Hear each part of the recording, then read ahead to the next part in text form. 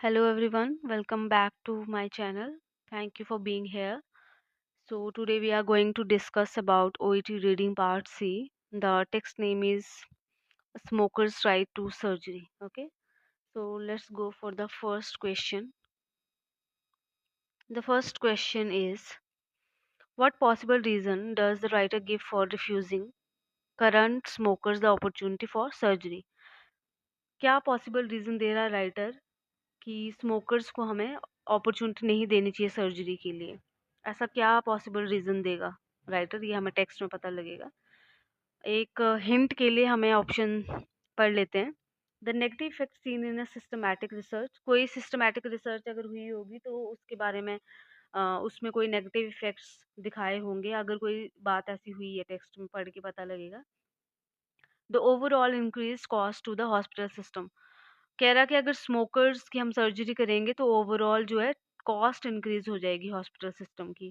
The non impacts on the patients heart and lungs, अगर हम किसी भी चीज़ की सर्जरी करेंगे स्मोकर्स में तो उसके इम्पैक्ट्स हमें पेशेंट के हार्ट एंड लंग्स में देखने को मिलते हैं। ऐसा अगर टेक्स्ट में कहा है तो हम देखेंगे, ठीक है। The higher possibility of post operative infection, वो कह रहा है कि अगर हम स्मोकर्स की सर्जरी करेंगे, अगर उनको नीड है और हम उनको अपॉर्चुनिटी देंगे सर्जरी के लिए, तो ऐसा हो सकता है कि हायर पॉसिबिलिटी होगी कि पोस्ट ऑपरेटिव फेज में उनको इन्फेक्शन होगा, ठीक है। तो एक बारी टेक्स्ट में जाते हैं एंड देखते हैं कि वहाँ पे क्या इन्फॉर्मेशन दी है। तो firstly we need to understand कि इस टेक्स्ट का जिस्ट क्या है। जिस्ट होता है मेन आइडिया, किसी भी चीज़ का अगर हमें मेन आइडिया लेना है तो उसको जिस्ट बोलते हैं, ठीक है। हमें जब अंडरस्टैंड करना होता है ये टेक्स्ट किस बारे में बात कर रहा है। जैसे एक मूवी रिलीज होने वाली होती है, उससे पहले एक ट्रेलर आता है, तो उस ट्रेलर को देख के जब हमें आइडिया होता है कि ये मूवी अच्छी है या अच्छी नहीं लग रही है या किस पे बेस्ड है, उस आइडिया को बोलते हैं जिस्ट, ओके। सो यहाँ पे भी हमें टेक्स्ट का जिस्ट समझना है। बेसिकली ये एक रेफरेंस बेस्ड क्वेश्चन है, ठीक है। अभी आप स्क्रीनशॉट ले सकते हो इस टेक्स्ट का, और पहले जो मैंने ऑप्शंस दिखाए थे मैं एक बार फिर दिखा देती हूँ, ताकि आप पहले इसको सॉल्व कर लो, देन आप इस वीडियो को स्टार्ट करो और आप मेरी एक्सप्लेनेशन सुनना फिर, ठीक है। ताकि आप देखो कि आपने सही ओपिनियन अपना लगाया है, सही आइडिया आपका काम किया है या नहीं किया है, या आपकी जो अप्रोच थी वो सही थी या नहीं। आपने इसको स्क्रीनशॉट ले लिया होगा तो आप इसको सॉल्व कर लो and then play the video again, okay. So reference based question है ये। इसमें रेफरेंस बेस्ड क्वेश्चन में क्या होता है, आपको क्वेश्चन में हिंट दिया होता है कि किस बारे में बात हो रही है, लेकिन आपको फाइंड आउट करना होता है ऐसा क्यों क्यों बोला जा रहा है ऐसा। अब ऑथर का पॉइंट ऑफ व्यू है, राइटर का पॉइंट ऑफ व्यू है, रेफरेंस बेस्ड क्वेश्चन है, तो 80-90% आपका जो आंसर होता है वो एंड में होता है, ठीक है। लास्ट की 2-3 लाइंस में होता है। Specially you need to focus on contrast word, but however, although, okay, modern verbs पे ध्यान देना होता है। प्लस आपको ऐसे हेजिंग वर्ड्स पे ध्यान देना होता है जहाँ पे ऐसा यूज किया गया हो, I believe, I strongly believe, surprisingly, या फिर कुछ इस तरीके की बातें जहाँ जो दिखाती है कि पॉइंट ऑफ व्यू जो ऑथर का है वो बहुत ही स्ट्रांग है इस टाइम पे, तो वहां पे आपका आंसर पक्का आएगा, ठीक है। तो अगर हम टेक्स्ट पढ़ें, smokers who do not try or do not succeed in quitting should not be offered a wide range of elective surgical procedure. Smokers जो ट्राई नहीं करते हैं या ट्राई कर रहे हैं बट सक्सेसफुल नहीं हो पाते हैं, सिगरेट स्मोकिंग या what kind of smoking they are doing, उसको छोड़ने में, ठीक है। ऐसे लोगों को हमें सर्जरी का ऑफर नहीं देना चाहिए अगर उनको नीड भी है तो। ऐसा किसने कहा है? ऐसा कहा है एडिटोर, ऐसा पब्लिश हुआ था मेडिकल जर्नल ऑफ ऑस्ट्रेलिया में, ठीक है। मेडिकल जर्नल ऑफ ऑस्ट्रेलिया कोई एक एडिटोरियल है, वहाँ पे पब्लिश हुआ था ये, ठीक है। यहाँ तक तो ये बात होगी। उसके बाद बात हुई है ऑथर्स की, हमसे बात हुई ऑथर की पूछी है, तो हम ऑथर का पॉइंट ऑफ व्यू देखेंगे वो क्या कह रहा है। The authors acknowledge this would be a controversial, overtly discriminatory approach, but they say it is also evidence based. Okay, author कह रहा है कि ये जो चीज़ें हैं, अगर हम स्मोकर्स को सर्जरी नहीं ऑफर करते हैं तो ये कंट्रोवर्शियल हो सकती हैं, ठीक है। और ओवर्टली डिस्क्रिमिनेटरी, और ऐसा भी हो सकता है कि सबको ये लगे कि हम डिस्क्रिमिनेट कर रहे हैं on based of they are like they are smoking, और हम उस चीज़ पे जज करके उनकी सर्जरी नहीं कर रहे हैं, ऐसा उन्हें लग सकता है कि हम इक्वालिटी का राइट नहीं दे रहे हैं। ठीक है, ओवरटली डिस्क्रिमिनेटरी का ये मतलब है। साथ ही उसने कंट्रास्ट वर्ड यूज किया है बट, और कह रहा है कि दे से it is also evidence based. But ये ऑल्सो एविडेंस बेस्ड भी है कि ऐसा अगर हम करते हैं तो ऐसा हुआ है, कंट्रोवर्शियली हुई है, कंट्रोवर्सीज हुई है, प्लस ऐसा सोचा गया है कि हम इक्वालिटी नहीं दे रहे हैं। ठीक है, ओके, तो यहाँ तक तो हमारा आंसर नहीं आ रहा है, अभी तक सिर्फ हमें एक आइडिया लग रहा है कि ऑथर क्या सोचता है। अब doctor Matthew Peters and colleagues के बारे में बात हुई है कि ओके, सो कॉलेज वॉलेज का नाम पढ़ने की ज़रूरत नहीं है। They say smokers who undergo surgery have substantially higher risk.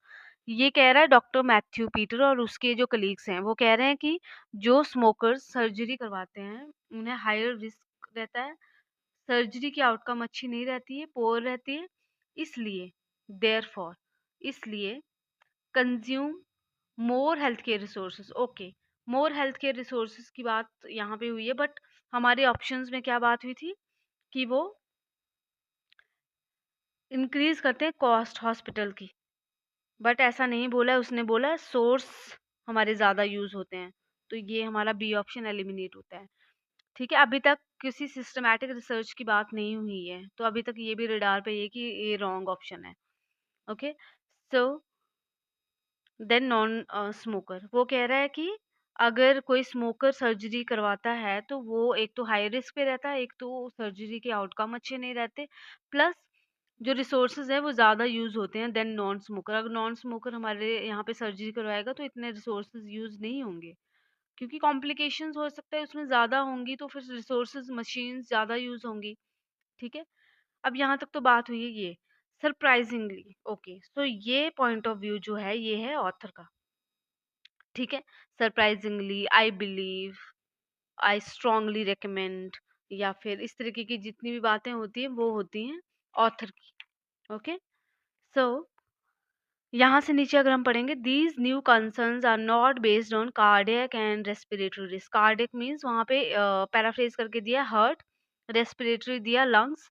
ठीक है, अब ये ऑप्शन भी हमारा, इसने बोला है नॉट बेस्ड ऑन, वहाँ पे क्या बोला है, impacts have been seen, we have seen the non impacts on the patient's heart and lungs।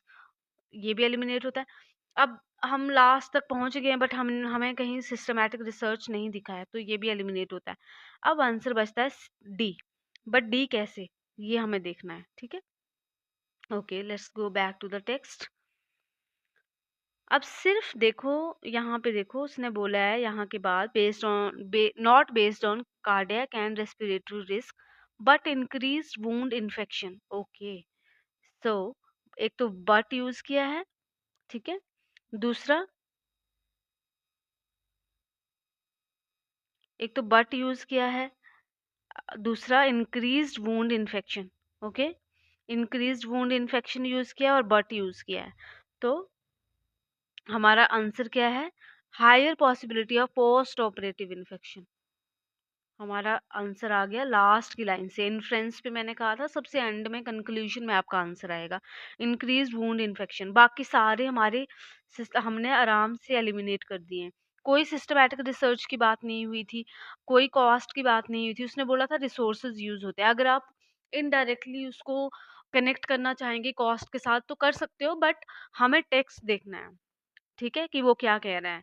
कहीं पे भी कॉस्ट रिलेटेड ऐसी बात नहीं हुई थी कि हमारा कॉस्ट बढ़ जाता है, उसने बोला था रिसोर्सेज बढ़ जाते हैं, वो भी एक लाइन में उसने खत्म कर दिया। ठीक है, फिर लंग्स वाला बात उसने अपोजिट बोली, इसने बोला है कि नॉन इम्पैक्ट्स देखे जाते हैं, उसने बोला कि ऐसा कुछ नहीं है। ठीक है, तो हमारा आंसर बचता है D, D is the right answer, D is the right answer. Okay, okay, let's move to the next question. I hope you understood. In the second paragraph, Dr. Peters says that prioritizing patients. Okay, इस ऐसी questions में जहाँ पे directly आपको किसी का नाम दिया है, डायरेक्टली आपको, जैसे पीछे था क्वेश्चन वो रीज़न्स की बात कर रहा था, एग्ज़ैक्टली नहीं बोला था। हाँ, हमें ये पता चल गया कि राइटर के बारे में बात हो रही है। राइटर बात कर रहा है, उसके बारे में बात होगी, उसी से रिलेटेड आंसर होगा। राइटर का जहाँ पे ओपिनियन आएगा, वहाँ पे आंसर होगा। पीछे अगर आपने ध्यान दिया होगा तो डॉक्टर की बात हुई थी, वहाँ पे हमारा आंसर नहीं आया बल्कि हमारे ऑप्शंस एलिमिनेट हुए। उससे पहले पहले जो था एडिटोरियल पब्लिश हुआ था, वहाँ पे भी हमारा आंसर नहीं आया। बट हमें ओवरऑल एक आइडिया मिल गया था, ठीक है? और एंड में सरप्राइजिंगली राइटर की बात हुई थी, तो वहाँ पे हमारा आंसर आया है। यहाँ पे क्या है, डॉक्टर पीटर्स की बात हुई है, सेकंड पैराग्राफ में। तो जब भी हम टेक्स्ट पढ़ेंगे, हम डायरेक्टली डॉक्टर पीटर्स अ, वाली लाइन पे जाएँगे और वहाँ से स्टार्ट करेंगे, ओके? Doctor Peters. ऑप्शन पढ़ लेते हैं, is unfortunately necessary. Doctor Peter कह रहा है जी कि प्रायोरिटाइजिंग पेशेंट इज अनफॉर्चुनेट। जब भी आपने क्वेश्चन पढ़ना है, प्लीज अपने क्वेश्चन को लेके ऑप्शंस के साथ पढ़ा करो, ओके? तब आपको क्वेश्चन भी याद रहेगा, आपको टेक्स्ट भी इजीली समझ में आएगा। Doctor Peter says that prioritising patients is unfortunately necessary. Dr. Peter says the prioritizing patients is less expensive in long run. Dr. Peter says that prioritizing patients should start at a government level.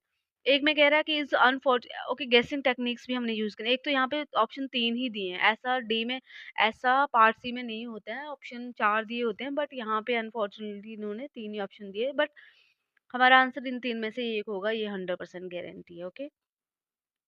Okay, तो गेसिंग technique use करेंगे, क्या हो सकता है क्या नहीं हो सकता है, पॉसिबिलिटी लेके चलेंगे माइंड में। इतना टाइम आपके पास फाइनल्स में नहीं होता है, बट अभी प्रैक्टिस करते रहोगे तो आपका माइंड उस टाइम पे भी इतना शार्प काम करेगा कि आप इजीली उसको प्रैक्टिस कर पाओगे, वहाँ पे भी इम्प्लीमेंट कर पाओगे। आपको एक प्रैक्टिस रहेगी किस तरीके से क्वेश्चन पढ़ना है, किस तरीके से क्वेश्चन के साथ ऑप्शंस पढ़ने हैं, किस तरीके से अंडरस्टैंड करना है क्वेश्चन को, किस तरीके से हमने गेसिंग टेक्निक्स लगानी है। आप जब टेक्स्ट पे जाओगे, आपको बार बार क्वेश्चन टेक्स्ट ये नहीं करना पड़ेगा, okay? So doctor Peter is saying कि prioritising patient is unfortunately necessary. Unfortunately में उसका जो ग्रीफ है, जो सैडनेस है, वो दिख रही है। आपको ये जो इमोशनल क्वेश्चंस होते हैं जहाँ पे कई बारी राइटर के इमोशंस के ऊपर भी आ जाता है कि राइटर क्या सोच रहा है, राइटर क्या बिलीव करता है, राइटर क्यों ऐसे बोल रहा है, या फिर किसी रिसर्च के ऊपर डॉक्टर्स का नाम आ सकता है। तो आपको जो है इमोशंस को पढ़ना आना चाहिए। यहाँ पे अनफॉर्चुनेटली उसने यूज किया, that means he is sad. कुछ तो ऐसा हो रहा है, कोई रिसर्च हो रही है या कोई रिजल्ट्स ऐसे आए हैं टेक्स्ट में जिसके लिए वो खुश नहीं है, बट ऐसा कह रहा है कि प्रायोरिटाइज करना चाहिए पेशेंट को। अनफॉर्चुनेटली ऐसा ज़रूरी है। फिर कह रहा है कि अगर हम प्रायोरिटाइज करेंगे पेशेंट को तो ये लेस एक्सपेंसिव होगा लॉन्ग रन के लिए। फिर कह रहा है कि गवर्नमेंट को ही अपने लेवल पे जो है प्रायोरिटाइजिंग स्टार्ट करनी चाहिए, ओके? तो टेक्स्ट पे अब हमें क्वेश्चन पूरा याद है, अगर हम वापस नहीं भी जाएंगे तो भी हमें क्वेश्चन पता है कि क्या है, ओके? सेकंड टेक्स्ट आप स्क्रीनशॉट ले लें एज यूजुअल और उसको सॉल्व कर सकते हैं और फिर प्ले कर सकते हैं, okay?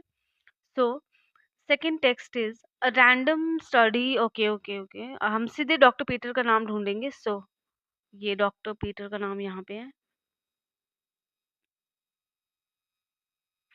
Doctor Peter said almost 8% of breast reconstruction patients who smoke experience abdominal wall site necrosis। Doctor Peter कह रहा है कि ऑलमोस्ट 8% ऐसे पेशेंट्स जिन्होंने ब्रेस्ट रिकंस्ट्रक्शन सर्जरी करवाई, उन्होंने एक्सपीरियंस किया कि एब्डोमिनल वॉल साइट नेक्रोसिस हो गया, इन्फेक्शन हो गया, सेल डेथ होगी, ठीक है? Compare with 1% of non smoker. और जो नॉन स्मोकर थे उन्होंने जब सर्जरी करवाई सेम, तो उनमें सिर्फ 1% ऐसा था कि इन्फेक्शन हो गया या फिर नेक्रोसिस हो गया, ठीक है? These results are obviously significant.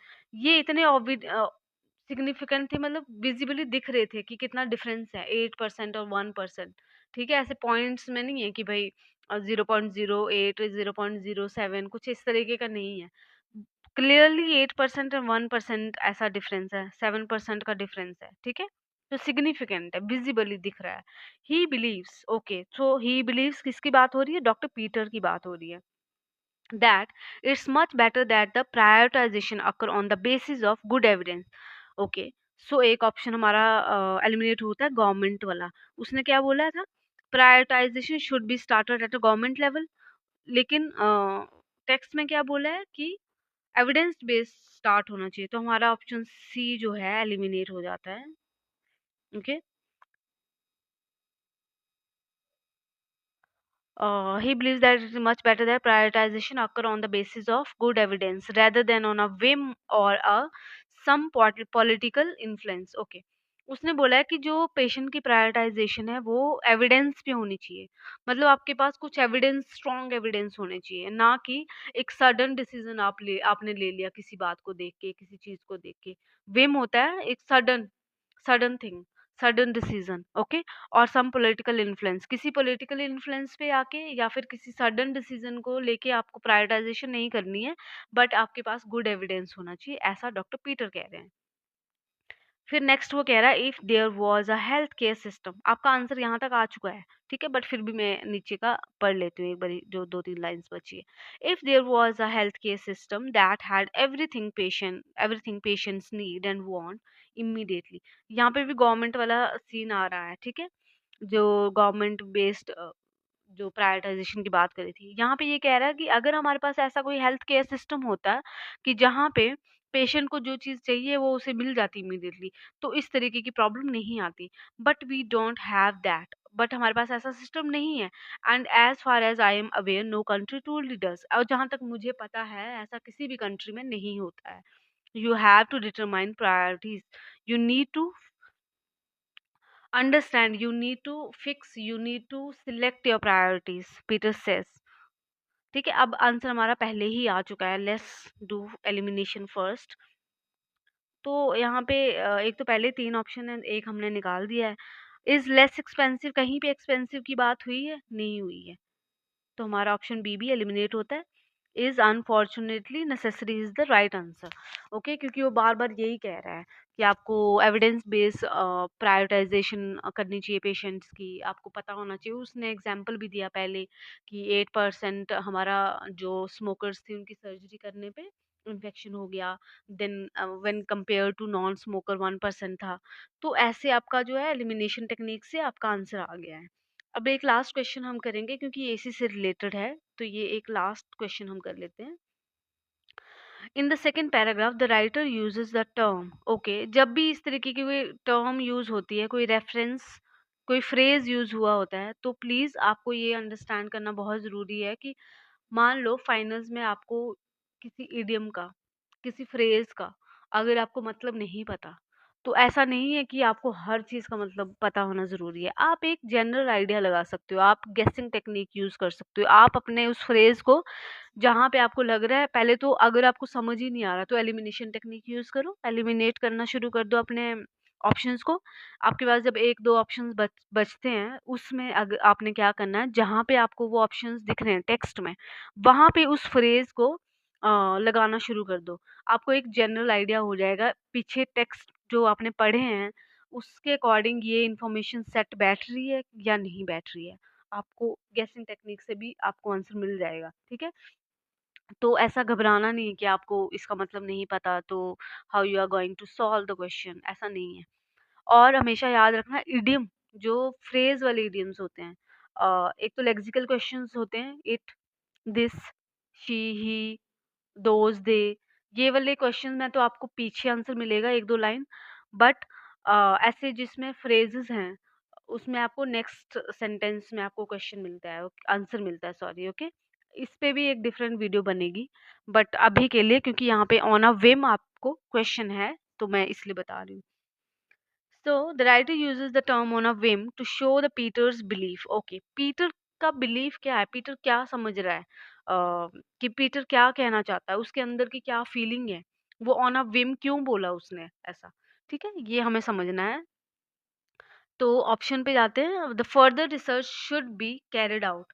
On a whim उसने बोला था, जब हमने टेक्स्ट पढ़ा है, ऑन अ whim उसने बोला था कोई सडन डिसीजन नहीं लेना है, आपको वो एविडेंस बेस्ड प्रायोरिटाइजेशन करनी है। तो फर्दर रिसर्च की तो बात हुई है नहीं हुई है, एक बार हम दोबारा पढ़ लेंगे, हुई कोई रिसर्च की बात तो नहीं हुई है वहां पे, जहां तक हमने देखा है, ठीक है, जो हमने पढ़ा है। तो रिसर्च वाला मेरी तरफ से अभी से एलिमिनेट होता है। बाकी हम पढ़ लेंगे एक बार। Current health care system are not adequate. Okay, उसने ये बोला था कि हम अगर हमारे पास ऐसी सुविधाएं होती जहाँ पे पेशेंट को जो चाहिए उसे इम्मीडिएटली मिल जाता। उसने ये नहीं बोला कि उसे मिलता ही नहीं है, लेट मिलता है बट मिल जाता है, बट उसने ये नहीं बोला कि मिलता ही नहीं है, बट उसने बोला इम्मीडिएटली मिल जाती है अगर तो ये प्रॉब्लम नहीं आती। ठीक है, तो बी भी डाउटफुल है। हम पढ़ेंगे एक बारी क्या बोल रहा है वो। The findings of recent research are remarkable. किसी रिसर्च की बात हुई नहीं है, तो ये ए और सी डाउटफुल है। ए तो एलिमिनेट हो चुका है, सी भी डाउटफुल है। Careful consideration is extremely important. Okay, so answer मुझे मिल गया है, बट आपको एक बारी टेक्स्ट दोबारा दिखा देती हूँ।